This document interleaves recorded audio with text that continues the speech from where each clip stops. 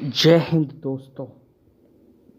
जब से तालिबान टेररिस्ट्स ने अफ़गानिस्तान पर कब्ज़ा जमा लिया है तब से हमारे भारत के लिए ये एक बड़ी प्रॉब्लम बनकर बैठी हुई है कि आया क्या हम उनसे बातचीत करें या फिर कोई और रास्ता खोजें या फिर कौन सी ऐसी टेक्निक यूज़ करें जिसको यूज़ करने से हम इस प्रॉब्लम को सॉल्व। इस बात को ध्यान में रखते हुए कि हमारी जो आगे 3 बिलियन की इन्वेस्टमेंट है वो भी कहीं बर्बाद ना। In order to keep this thing in mind, so let us go on our great hero of our army, Major Gaurav Arya. But does he suggest regarding date? Afghanistan में जो तालिबान ने टेक ओवर करा तो अफगान आर्मी फोल्ड हो गई पूरी, जो कि किसी ने एनालाइज नहीं करा था। किसी ने भी एनालाइज नहीं करा था। जब पाकिस्तानी बड़ी खुशियां मना रहे हैं कि दुनिया कह रही थी तालिबान हैं, इस्लामिक वॉरियर्स हैं, जिहादी हैं, ये कर देंगे। कार्ल मार्क्स ने बोला है कि religion is the opium of the masses. जो खल्क है, जो आवाम है, उसका अफीम है मजहब। तो मजहब को कार्ल मार्क्स ने एक अफीम की तरह बताया है, और वो अफीम पाकिस्तानी चाटते हैं। उनको लगता है कि ये जो विक्ट्रीज हैं तालिबान की, ये इसलिए हैं क्योंकि वो सच्चे मुसलमान हैं। कई पाकिस्तानियों को लगता है इनकी विक्ट्री का इस्लाम से कोई लेना देना नहीं है, पैसे का है, खजूर बटे हैं। ठीक है, क्योंकि ये हमारा भी एनालिसिस था और स्टेट डिपार्टमेंट का भी एनालिसिस था कि फोल्ड तो हो जाएंगे लेकिन टाइम लगेगा। They will be able to hold it off. Afghan army का जो एक कल्चर बना है, देखिए वो इंडिया में आए ट्रेनिंग के लिए, उनको अमेरिकन ने भी ट्रेन करा है ना। तो आप उनको लड़ने का तरीका सिखा सकते हैं। जज्बा तो आपके अंदर होता है ना। तो जज्बा आपके अंदर होता है। मैं आपके अंदर जज्बा नहीं डाल सकता, मैं आपके अंदर जुनून नहीं डाल सकता। मैं आपको तरीका सिखा सकता हूँ, भाई राइफल ऐसे पकड़नी है, ऐसे आगे बढ़ना है, उधर देखो उधर देखो। I can teach you minor tactics, I can teach you strategy. I in the sense the instructors, they can teach you this, right, they can teach you how to fight. But why to fight वाला जो concept है ना, कि मैं क्यों लड़ूं, वो तो इंसान अपने अंदर लेकर पैदा होता है, या फिर वो उसका एनवायरनमेंट जो है वो डेवलप करता है। अच्छा, बात यह है कि अफगान आर्मी ने जो भी हुआ, पैसे वैसे लिए, खत्म करा मामला। अशरफ गनी भाग गया, और इतने पैसे लेकर भागा कि उसका हेलीकॉप्टर टेक ऑफ नहीं कर पा रहा था। भाई का जो हेलीकॉप्टर था, अशरफ भाई का, वो टेक ऑफ नहीं कर पा रहा था, तो उसको जमीन पे पैसे डालने पड़े, $4-5 मिलियन। उसने बोला भाई मैं मारा जाऊंगा। लड़ने का जज्बा हम कैसे देते हैं अफगानों को? हम तो लड़ने का जज्बा नहीं दे सकते, हम ट्रेनिंग दे सकते हैं, लड़ाई के तौर तरीके सिखा सकते हैं। बहरहाल क्या होगा कि कलैप्स हो गई, फोल्ड हो गई अफगान आर्मी। अब जो अशरफ गनी है, अशरफ गनी तो एक जमाने में अमेरिकन सिटीजन हुआ करता था, फिर वो अफगानिस्तान में आया, और फिर उसको क्योंकि उनको बनाना था, उसने अमेरिकन सिटीजनशिप अपनी दे दी और उसने अफगान सिटीजनशिप ले ली। कम से कम अफगानों में इतनी तो तमीज है कि कोई भी इंपॉर्टेंट अगर ओहदे में होगा, he has to be an Afghan citizen. कम से कम अफगानों में इतनी गैरत तो है।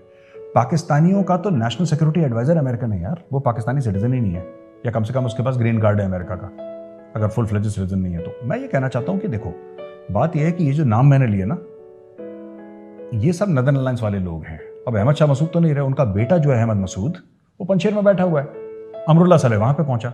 अमरुल्लाह सलेह ने 2-3 बातें बोली। पहली चीज ये बोली कि I am the president of Afghanistan according to the constitution of Afghanistan. Amrullah Saleh ने अपने आप को अफगानिस्तान का प्रेसिडेंट डिक्लेयर करा। फिर अहमद मसूद, जो कि अहमद शाह मसूद का बेटा है, उसके साथ मिलकर इन्होंने वॉर डिक्लेयर कर दिया तालिबान के ऊपर। अब क्या होगा कि जो चाइना के जो मुखालफत करते हैं, चाइना के खिलाफ जो नेशंस हैं, वो इनको पैसा देंगे। और मैं तो कह रहा हूं इंडिया को भी एक बजट बना देना चाहिए इसका। सीधी सादी बात है, हमारे पास देखो क्या है, पैसा है। We are not interested in putting troops on the ground in Afghanistan, because logistical line of बड़ा मामला है थोड़ा सा, और कोई इशू नहीं है। We would have put troops, the only issue is how to get to Afghanistan, how to go out, that is the only problem. But पैसा तो आजकल आप इंटरनेट से ट्रांसफर कर सकते हैं।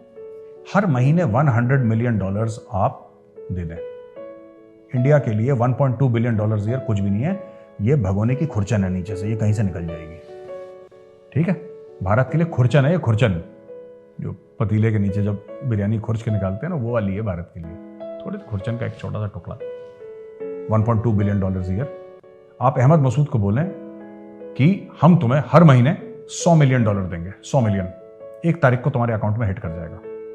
तुम आर्मी पालो, तुम सब कुछ पालो। इसके अलावा हम तुम्हें हेलीकॉप्टर्स देंगे, इसके अलावा तुम्हें टैंक्स चाहिए, हम तुम्हें टैंक्स देंगे, आप उनको दे दीजिए टैंक्स। आपके पास T-72 पड़े हैं, वैसे भी आप चेंज करने वाले हैं, और T-72 तो परफेक्टली सर्विसेबल, दे परफेक्टली सर्विसेबल गुड टैंक्स, आप दे दीजिए उनको।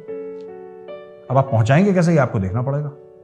How will the tanks reach Panjshir, वो देखना पड़ेगा, क्योंकि it's a very convoluted process. वरना आप जो नेबरिंग कंट्रीज हैं सेंट्रल एशिया की, आप उनसे बोलिए कि वो पहुंचाएंगे, आपको इंडिया से थोड़ा ना फ्लाई इन करना है, आप उनकी तरफ से मंगवा लीजिए, पैसे ही तो देने हैं, इनको पैसे दीजिए, इनको लेटेस्ट वेपनरी दीजिए, इनसे बोलिए कि अपनी फौज इकट्ठा करें। And there are enough Tajik and Uzbek यार, अब 2 लाख की फौज इकट्ठा करो, और इंडिया उस फौज को फंड करेगी along with some other countries. उस फौज का जो लीडर है, जो इंटरिम गवर्नमेंट का लीडर आप बनाइए अमरुल्लाह सलेह को, और फौज के लीडर बनाइए अहमद मसूद को, वो चीफ बन जाएगा उनका, जैसे chief of army staff of the northern alliance type जो भी बनाना है। और उसको बोलिए कि साहब आप करो उसका, पैसे लो, हर महीने पैसे लो, हर महीने आपको पैसा मिलेगा, आपकी फौज की तनख्वाहें, उनका वेलफेयर वगैरह सब कुछ, उनकी ट्रेनिंग, सब कुछ करो। चढ़ दो तालिबान के ऊपर, ठोक दो उनको, हजारों को लो, ताजिक को लो, उज़्बेक को लो, सब अफगानिस्तान के तो अंदर हैं। और बाकी सब तो भाग गए, अशरफ गनी भाग गया ना, बाकी सब भाग गए, इनके Marshal Dostum, everybody is gone. But Amrullah Saleh तो अभी तक अफगानिस्तान में है, पंशेर तो अफगानिस्तान में, नॉर्थ ईस्ट के ऊपर। तो India should do it, India should fund the northern alliance. या फिर इंडिया बोले अगर ये नहीं करना है, अगर इंडिया ये नहीं करना चाहता, फिर आप तालिबान से बात करो। लेकिन एक बात ध्यान रखना, तालिबान से आप बात करोगे, you will never be able to write the cheques as large as the Chinese. इस चीज का हमें ध्यान रखना चाहिए। तो बेट करना पड़ेगा इंडिया को, इंडिया किस पे पैसा लगाएगा, कौन से घोड़े पे पैसा लगा रहा है, ये इंडिया को देखना है। अगर इंडिया नॉर्दर्न अलायंस पे पैसा लगाएगा तो ठीक है। अगर इंडिया कहता है कि हमें तालिबान के साथ एंगेज करना है, तो फिर आप एक बात समझ लेना, Taliban will be totally under the control of the Chinese. Chinese चाहते क्या है यार वैभव, चाइनीज के भी 2-3 एम्स है ना। चाइनीज ये चाहते हैं, पहली चीज दुनिया को ये दिखाना कि जहां पे रशिया यूएसएसआर फेल हो गया, जहां पे America the world sole super power fail हो गया, वहां पे China will succeed. How will they succeed? Russia made the mistake of putting boots on the ground, America made the mistake of putting boots on the ground. America को और भी एक खुजली थी, डेमोक्रेसी, वुमेन्स राइट्स। चाइनीज कहते हैं यार किसी की राइट कुछ नहीं होती, राइट सिर्फ चाइनीज आदमी की होती है, बाकी तुम दुनिया भर में सब जानवर है, सिर्फ चाइनीज अच्छे लोग हैं। ठीक हो गया। तो चाइनीज ने क्या करा है, चाइनीज ने बोला कि हम एक चाइनीज सोल्जर नहीं डालेंगे अफगानिस्तान में।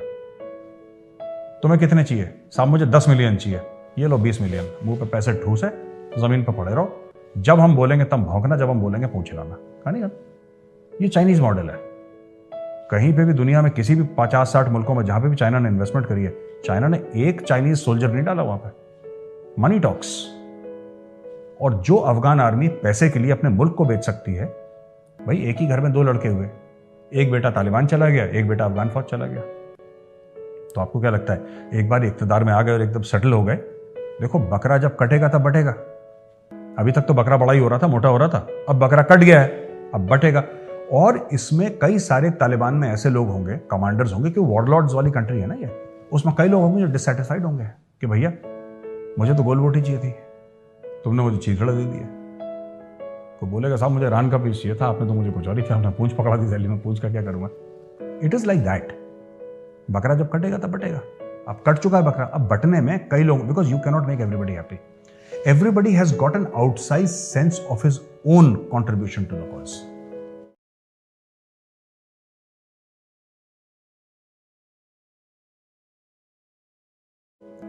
हम इस कमरे में 4 लोग बैठे हैं, ठीक है। आपको कुछ लगता है, आदित्य को कुछ लगता है, सैंडी को कुछ लगता है, मुझे कुछ लगता है। अब है क्या चक्कर? आपको लगता है ये सब, एंड में क्या होगा? एंड में क्या होगा? जब बटेगा तब ये बोलेगा साहब मैं तो हैप्पी नहीं हूं, मुझे तो पूरा चाहिए, है ना। मैं बोलूंगा मुझे पूरा चाहिए। बांटना कोई नहीं चाहता, it is not in human nature to share. तो यही चीज है मेरे को। अब ये तालिबान में भी फ्रैक्चर्स आएंगे, पहले भी आ चुके हैं। Taliban is not homogeneous entity, Taliban में फ्रैक्चर्स आएंगे। और कहां पे इंडिया का फायदा है?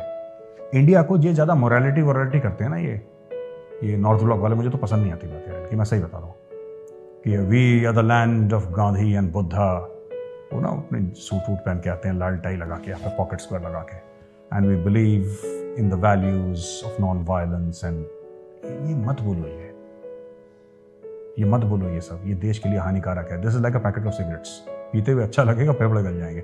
साफ सीधी बात है। आप ये देखिए भारत के मफाद में क्या है। अगर भारत के मफाद में तालिबान से बात करना है, तालिबान से बात करिए। अगर भारत को लगता है लॉन्ग टर्म हम लोगों को नेदरलैंड्स में पैसा डालना है, नेदरलैंड्स में पैसा डालो, बट टेक अ साइड और इधर be smart, play both sides, दोनों को पैसा दो,